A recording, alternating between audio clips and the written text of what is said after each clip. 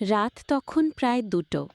গ্রামের সবাই গভীর ঘুমে, কিন্তু রফিকের ঘুম নেই।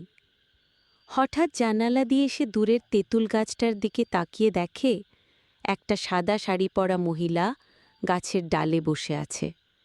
প্রথমে ভেবেছিল চোখের ভুল, কিন্তু না, মহিলাটি ধীরে ধীরে নিচে নামল।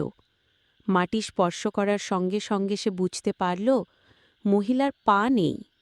রফিক ভয়ে দৌড়ে দরজা বন্ধ করতে গেল, কিন্তু দরজা তো আগেই বন্ধ ছিল। হঠাৎ ঘাড়ে কেমন একটা ঠান্ডা নিঃশ্বাসের অনুভব। পিছনে তাকাতেই দেখতে পেল ওই সাদা শাড়ি পরা মহিলাটি তার ঠিক পেছনে দাঁড়িয়ে আছে। চুল ছিল এলোমেলো, চোখ ছিল আগুনের মতো লাল, মুখ ঢাকা।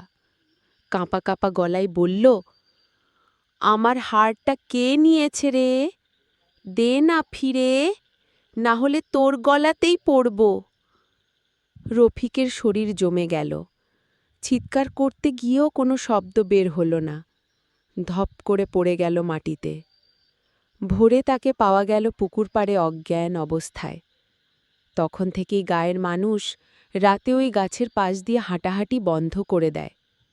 তবে মাঝে মাঝে শোনা যায় একটা কণ্ঠস্বর ফিস ফিস করে বলছে, হাড়টা দে, না হলে তোর গলা চাই। আর তুমি যদি এখন একা থাকো, ভালো করে একবার পেছনে তাকাও। কে জানে, কেউ হয়তো তাকিয়েই আছে, শুধু তোমাকে ডাকতে।